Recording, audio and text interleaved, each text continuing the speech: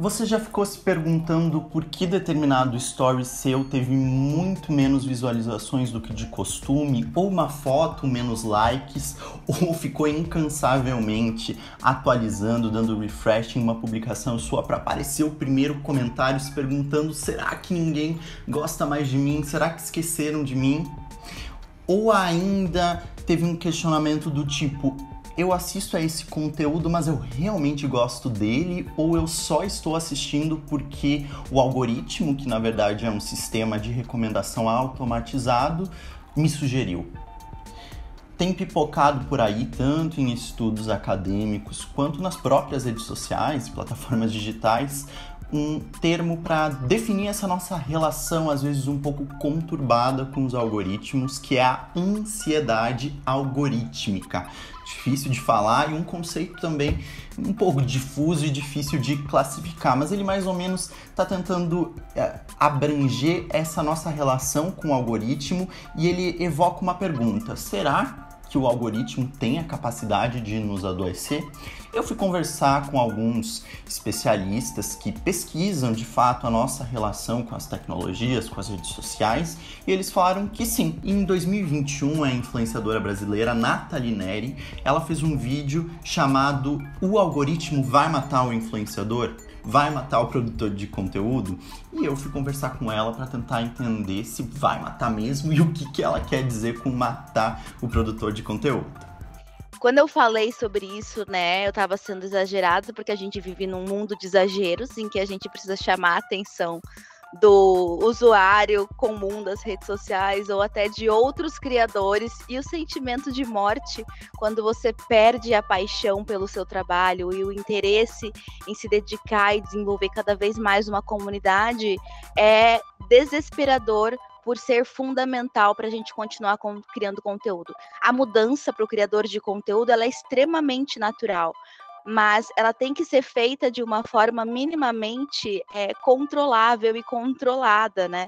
Porque senão a gente perde esse rumo, essa ausência de rumo leva a gente a uma exaustão e a um sentimento que para mim é ainda mais grave, que talvez leve à morte do criador na plataforma, que é a não capacidade de ler os seus próprios resultados. Meu nome é Nathalie Neri, que a gente cria a vida com autonomia e intenção através da beleza vegana, usando a sombra laranja. Então aqui eu consegui aplicar com batidas a base natural. E aí eu vou repetir no sentido do adoecimento mental. Você sente que o algoritmo tem a possibilidade de adoecer mentalmente o criador de conteúdo e também o usuário? E num segundo momento, se você já se sentiu adoecida pelo algoritmo, se você chegou a ter algum diagnóstico, por exemplo, de burnout, como alguns influenciadores chegam a divulgar, ou algum outro tipo de dificuldade gerada por todo esse processo de mudanças constantes e, pelo que eu entendi, muito pouco comunicadas. Com certeza impacta psicologicamente e emocionalmente, porque quando a gente não tem a compreensão de como o algoritmo funciona, a gente só tem uma pessoa a quem culpar, que é quem produz o conteúdo e tem as ideias, né? É muito fácil você sair de a internet, o Instagram, o TikTok, o YouTube não tá entregando para meu conteúdo não presta, ninguém se importa comigo, o que eu tô fazendo na internet. Mas a gente precisa tanto dos aplausos e da presença do público, como um cantor, ou um ator ou uma atriz precisa do seu também. Sem isso, a relação não acontece, porque você comunica para quem?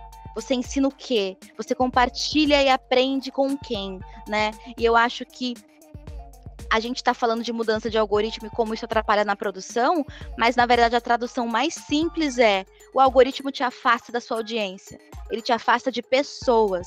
E essa é a morte do criador, a solidão. A morte do criador é a não escuta, é a não visualização. E aí você fala de como atingir essa relação saudável com esse chefe invisível, opaco e que está mudando toda hora.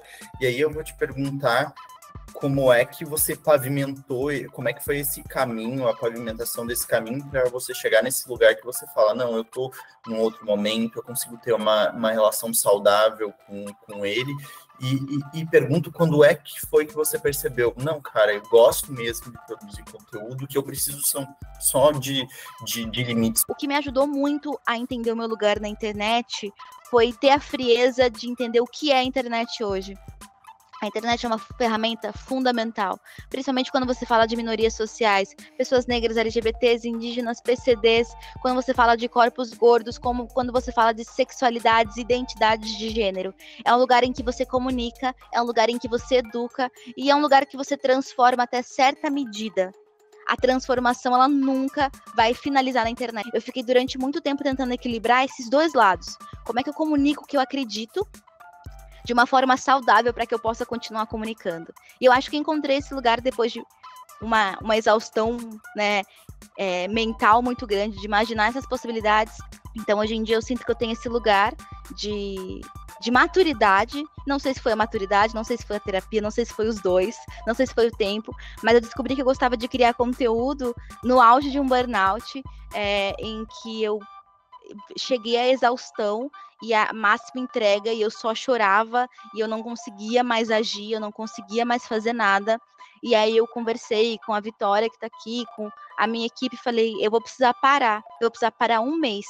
E durante esse mês, fazendo todas as outras coisas que eu amava e gostava, eu senti uma falta genuína de comunicar, de conversar com as pessoas, de compartilhar coisas que eu estava aprendendo, por exemplo. Falei, cara, então eu gosto muito de produzir conteúdo. Eu só preciso lembrar como é isso de novo.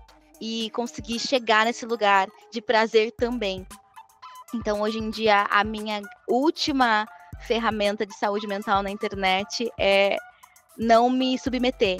Eu não me submeto aos mandos e desmandos do algoritmo, aos mandos e desmandos da comunidade, das tendências, porque o algoritmo, ele tá à parte, mas às vezes é isso. A tendência agora é você fazer vídeo sobre X coisas. Calma lá. Nossa, eu vou esperar um tempo ainda, vou ver como é que o meu conteúdo se desenvolve nesse sentido. Se eu sentir que tem a ver comigo, eu crio. Se não, eu não crio, porque meu foco agora tá muito grande. Se eu tenho a minha comunidade, se eu tenho pessoas que gostam do que eu falo, se eu tenho pessoas que querem seguir trocando comigo, eu continuo. No momento em que eu não tiver, cara, um dia ninguém mais quer me ouvir, aí eu pego as minhas coisas e vou embora e começo, sei lá, a fazer live sozinha. E aí eu me torno a pessoa que só fala para uma pessoa, porque no fim do dia eu gosto de comunicar e compartilhar as minhas coisas na internet.